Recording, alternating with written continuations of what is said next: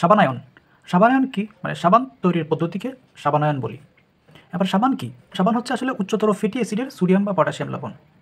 Fatty acid মানে হচ্ছে carboxylic acid আর কি। উচ্চতর ফ্যাটি অ্যাসিড বা জৈব অ্যাসিডের সোডিয়াম বা পটাশিয়াম লবণ। সংকেত যেমন আর, এটা হচ্ছে অ্যালকাইল মূলক, সাথে সিউ, তাহলে এটা অ্যাসিড গ্রুপ আর কি, অ্যাসিডের অ্যাসিড গ্রুপ। এখানে অ্যাসিড গ্রুপটা মাইনাস থাকে, এটা ধনাত্মক আয়ন হিসেবে যদি সোডিয়ামটা হয় তাহলে সোডিয়াম লবণ, যে পটাশিয়াম অথবা পটাশিয়াম হলে পটাশিয়াম লবণ। এ হচ্ছে নর্মাল সাধারণ সংকেত। যেখানে আর হচ্ছে অ্যালকাইল গ্রুপ, আর ইকুয়াল CnH2n+1, এটা হাতকালি থাকে।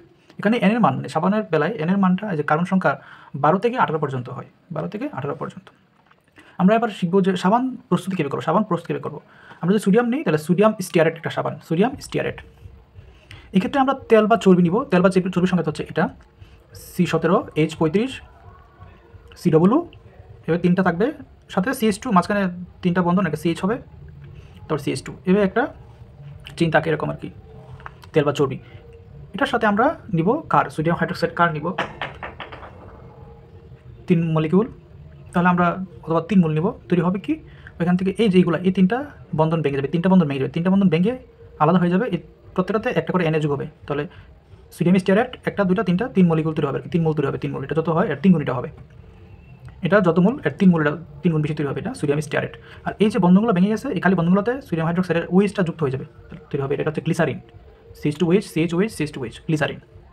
এবার আমরা আসি যে এই যে সাবান দিয়ে আমরা কাপড় পরিষ্কার করি, এটা কীভাবে কাজ করে। আমরা এবার শিখব যে কাপড় পরিষ্কারের কৌশল। এবার শিখব আমরা কাপড় পরিষ্কারের কৌশল। এই যে আমরা সোডিয়াম স্টিয়ারেট নিলাম, সোডিয়াম স্টিয়ারেট, এর CWNA, এটা হচ্ছে আমরা মনে রাখতে পারি, এটা হচ্ছে হেড বা মাথা। এখানে CW একটা মাইনাস চার্জ থাকে, Na প্লাস চার্জ, প্লাস মানে চার্জ থাকে, এই জন্য এটাকে আমরা বলি, এই অংশটাকে বলবো আমরা পোলার অংশ। কি পোলার অংশ? পোলার অংশটাকে আমরা হেড মাথা দিয়ে বোঝাই। আর যে অ্যালকাইল গ্রুপটা C17H35, এটাকে আমরা অপোলার ধরবো, এখানে কোনো প্লাস মাইনাস থাকে না, অপোলার প্রান্ত, এটাকে আমরা লেজ মনে করবো, লেজ। তো এটুকু হচ্ছে লেজ, আর এটা হচ্ছে মাথা, এটা হচ্ছে অপোলার প্রান্ত, আর এটা হচ্ছে পোলার প্রান্ত। এভাবে চিন্তা করতে পারি আমরা সাবানের অণুগুলাকে। এবার আমরা যখন সাবান ইউজ করি, তখন কাপড়ের মধ্যে কি ময়লা সেটি থাকে, তেল, গ্রিজ বা ডাস্ট, এগুলো থাকে। তেল, গ্রিজ বা ডাস্ট সবগুলোই কিন্তু অপোলার, সবগুলোই কি অপোলার। তো এই অপোলারের কাছে সাবানের অপোলার অংশ যেটা লেজ মানে C17H35, এই লেজটা গিয়ে অপোলার অংশতে গিয়ে যুক্ত হবে। আর এই সাবানের যে পোলার অংশটা, পোলার মাথাটা পানির সাথে মিলে ফোম তৈরি করে, ফেনা। এবার আমরা যখন কতক্ষণ ভিজিয়ে রাখার পরে যখন ধুয়ে ফেলবো, তখন ধোয়ার সাথে ফেনা চলে যায়, ফেনাগুলো আমরা দূরে সরা দিই। যখন ফোমগুলো বের হয়ে যায়, এই ফোমের সাথে যুক্ত থাকে, লেজের সাথে যুক্ত থাকে কি, লেজের সাথে যুক্ত হয়ে গেছিলো তেল বা গ্রিজ বা ডাস্টগুলো যুক্ত হয়ে গেছিলো। তেল, গ্রিজ অপোলার লেজ গিয়ে কী করছে, পেঁচিয়ে ধরছে।